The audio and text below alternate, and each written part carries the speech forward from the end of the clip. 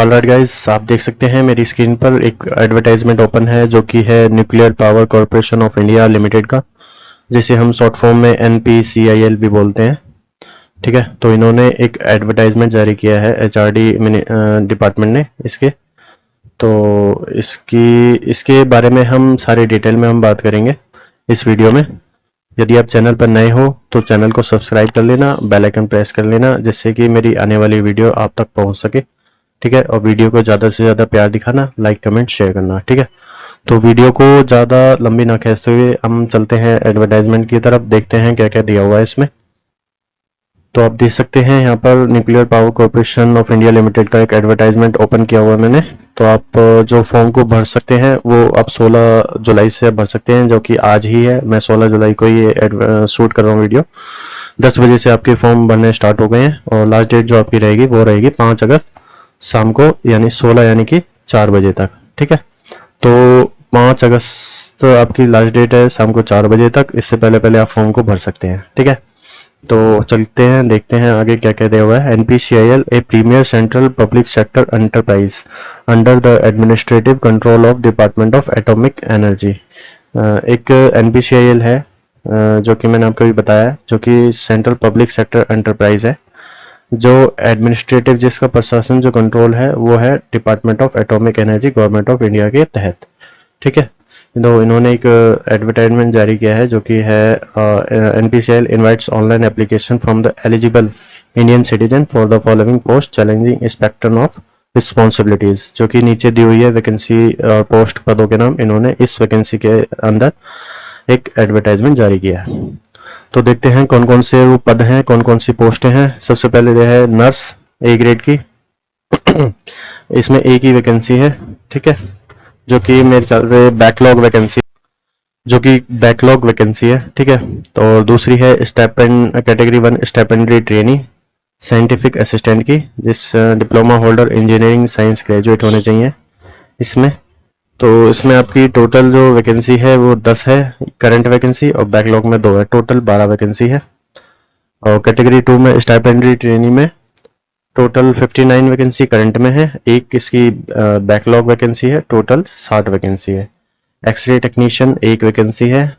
और आपकी दूसरी है विदावार विपरन, यानी कि category 1 stipendiary training scientific assistant diploma holder in engineering, यानी कि जो ये वाली जो वैकेंसी थी इसमें कौन कौन से डिप्लोमा वाले भर सकते हैं वो इनका ब्रेकअप दिया हुआ है। यानी कि वो भर सकते हैं mechanical engineering, electrical engineering, electronics engineering. इनका बाइफिकेशन वैकेंसी इसका ये दिया हुआ है।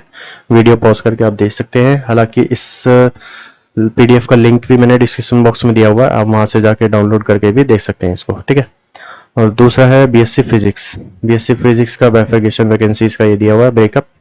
ठीक है, स्टाइपेंडरी ट्रेनी में जो जो डिसिप्लिन है वो ये है, फिटर है, इलेक्ट्रीशियन और इंस्ट्रूमेंटेशन। इनकी वैकेंसी का ब्रेकअप ये दिया हुआ है। ये कैटेगरी 2 की वैकेंसी है। ठीक है, और ये स्टाइपेंडरी ट्रेनी ऑपरेटर के लिए वैकेंसी ये रही, यानी कि 29 करंट में है, और हाँ बैकलॉग में एक भी नहीं है, तो 29 टोटल वैकेंसी है। ठीक है, टोटल पूरे एडवर्टाइजमेंट में 60 वैकेंसी है ये। ओके, जैसे जिसमें कि 59 जो है करंट में है और एक बैकलॉग में। ये कुछ एब्रीविएशन दिए हुए हैं, जिन्हें नहीं पता वो आप देख सकते हैं। ठीक है, और ये रिजर्वेशन दिया हुआ है, ये एब्रीविएशन है, और ये तो कुछ काम के नहीं है। हाँ, ये देख लेते हैं नेम ऑफ पोस्ट, ये भी काम के नहीं है। और आगे देखते हैं क्या क्या मैं हालांकि इसमें आपको मेन चीज़ें बताऊंगा। ठीक है, आप इसमें ये देख सकते हैं एसेंशियल क्वालिफिकेशन दी हुई है नर्स की। नर्स में आपको क्या चाहिए, आपके पास 12th स्टैंडर्ड होना चाहिए, यानी 12वीं पास होना चाहिए, और आपके पास डिप्लोमा होना चाहिए नर्सिंग का या और मिडवाइफरी का, जो कि 3 साल का होता है। ठीक है, या फिर आपके पास ये नहीं है तो BSc नर्सिंग होनी चाहिए और उसके साथ 3 साल का अनुभव होना चाहिए। ठीक है, या फिर ये नहीं है तो आप जो आर्म्ड फोर्सेज में है उसमें जो नर्सिंग असिस्टेंट का जो कोर्स होता है आपके पास वो होना चाहिए। ठीक, और दूसरा आपका स्टाइपेंडरी ट्रेनी डिप्लोमा होल्डर जो है आपके पास उसमें डिप्लोमा होना चाहिए, जिस भी डिसिप्लिन से आप फॉर्म भर रहे हैं, वो चाहे मैकेनिकल हो, इलेक्ट्रिकल हो या इलेक्ट्रॉनिक्स हो, जिस भी फील्ड से आप भर रहे हो तो उस फील्ड में आपका डिप्लोमा होना चाहिए। ठीक है, स्टाइपेंडरी और हाँ, यदि आपके पास डिप्लोमा नहीं है, यदि आप साइंस ग्रेजुएट हैं तो आपके पास बीएससी होनी चाहिए with self physics as a principal and chemistry, math और statistics, electronics and computer science as a subsidiary होनी चाहिए, ठीक है। या फिर ये नहीं है तो फिजिक्स, केमिस्ट्री एंड मैथमेटिक्स आपके पास होना चाहिए, ओके। और 10वीं में मैथ होना चाहिए, वो सॉरी 10वीं नहीं, 10+2 में, यानी 12वीं में आपके पास मैथ होनी चाहिए, ओके। और 10वीं आपके पास कम से कम एक इंग्लिश सब्जेक्ट होना चाहिए, ठीक है। आपका फिर दूसरा है स्टाइपेंडरी ट्रेनिंग। आपके पास इसमें 10वीं होनी चाहिए 50% नंबरों के साथ, और 2 साल का दो अनुभव कह रहा हूँ, वो सॉरी ITI होनी चाहिए इसमें, जिस भी फील्ड में आप भरना चाहते हैं, फिटर, इलेक्ट्रीशियन या फिर इंस्ट्रूमेंटेशन, ठीक। और ये आपके पास इसकी एलिजिबिलिटी हो गई। और ऑपरेटर के लिए आपके पास 10वीं होनी, सॉरी 12वीं होनी चाहिए फिजिक्स, केमिस्ट्री, मैथ के साथ, कम से कम 50% नंबरों के साथ, ओके। दूसरा, आपको एक्सरे टेक्नीशियन के लिए आपके पास 12वीं होनी चाहिए साइंस साइड में, और आपके पास एक्सरे टेक्नोलॉजी का सर्टिफिकेट होना चाहिए जो कि 1 साल का होता है, और इसके बाद आपके पास 2 साल का अनुभव होना चाहिए, ओके। तो ये थी एलिजिबिलिटी आपकी एसेंशियल क्वालिफिकेशन की। इसमें जो स्टाइपेंडरी ट्रेनी है उनके लिए कुछ एक बेसिक इंपॉर्टेंट पॉइंट्स दिए हुए हैं, जो कि हाइट रिलेटेड या फिर प्रशिक्षण की अवधि कितनी होगी, उसमें आपको स्टाइपेंड कितना मिलेगा, वो सब दिया हुआ है। आपके पास stipendiary trainee, scientific assistant, diploma holder, science graduate के लिए एसेंशियल जो होनी चाहिए, आवश्यक शारीरिक मानक जो होने चाहिए, वो आपके पास कैंडिडेट शुड हैव 160 सेंटीमीटर की हाइट होनी चाहिए, और कम से कम 45.5 किलोग्राम का आपका वेट होना चाहिए कम से कम, ठीक है। और आपका जो अवधि रहेगी, ट्रेनिंग रहेगी, ड्यूरेशन 18 महीने की रहेगी, जो कि 1.5 साल रहेगी, ठीक है। और स्टाइपेंड जो आपको मिलेगा ट्रेनिंग के दौरान, वो पहले महीने में आपको 24,000 रुपये मिलेगा, ठीक है। और दूसरे अगले 6 महीने में आपको 2,000 रुपये बढ़ जाएंगे, जो कि हो जाएंगे 26,000 रुपये, ठीक है।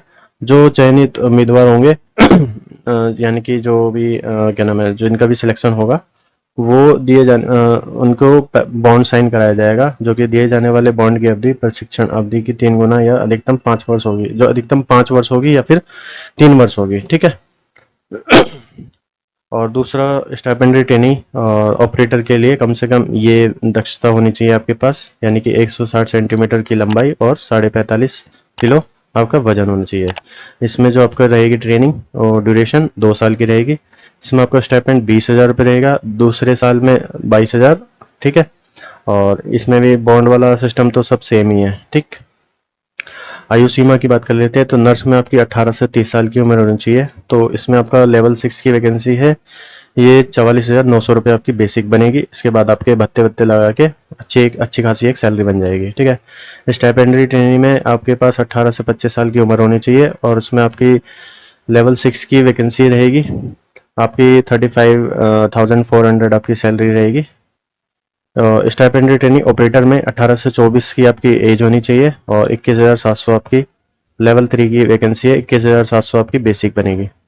एक्सरे टेक्नीशियन में आपकी 18 से 25 साल की उम्र मांगी गई है इसमें, और बेसिक आपकी रहेगी 25,500 से। लेवल 4 की पे स्केल रहेगा इसमें, 25,500 में आप अपना वो भत्ते वत्ते लगा के एक अच्छी खासी सैलरी इसमें बन जाएगी, जो कि यहाँ पे दी हुई है, आप देख भी सकते हैं।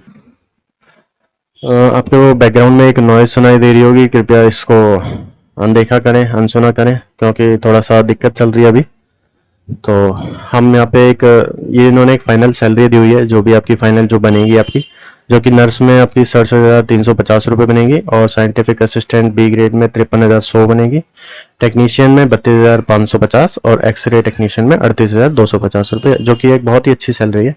और DA TA वगैरह वो जो भी एक अपना चलता है गवर्नमेंट ऑफ इंडिया का टाइम टू टाइम, वो आपको पे होता रहेगा। इसके बाद आपके कई सारे अलाउंस हैं, जैसे कि transport allowance, HRA facility, housing facility, accommodation, site location और प्रोफेशनल अपडेट अलाउंस।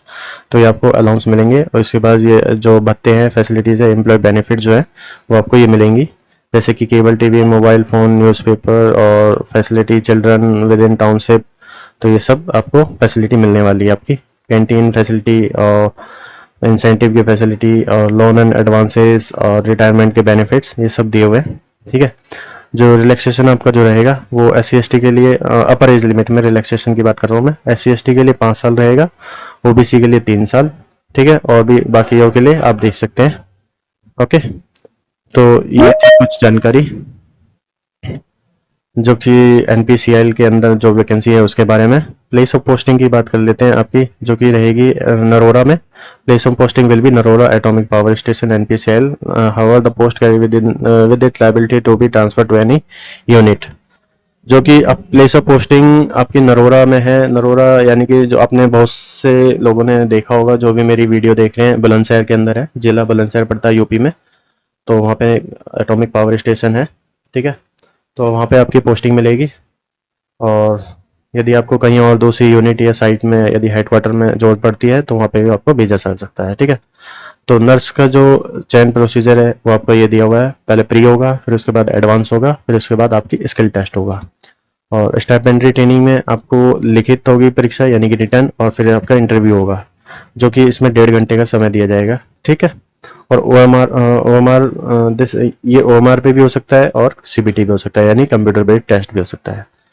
और स्टाइपेंडरी ट्रेनिंग इसके लिए क्या नाम है, जो ITI होल्डर है उनके लिए 2 स्टेज होंगी। पहले प्री होगा, फिर इसके बाद आपका एडवांस होगा, ठीक है। प्री में आपको 1 घंटा दिया जाएगा और एडवांस में आपको 2 घंटा दिया जाएगा। उसके बाद आपका स्किल टेस्ट होगा स्टेज 3 में।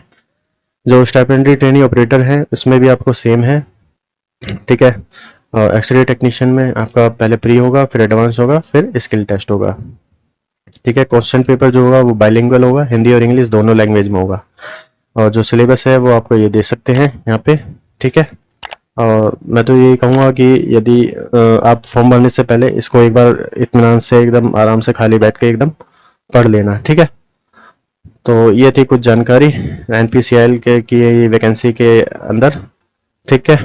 तो जिसको वीडियो अच्छी लगी वो चैनल को सब्सक्राइब कर लेना, बेल आइकन प्रेस कर देना, वीडियो को ज़्यादा से ज़्यादा शेयर करना और लाइक कमेंट शेयर कर देना। तो मिलते हैं फिर एक और बार नेक्स्ट वीडियो में, तब तक के लिए धन्यवाद।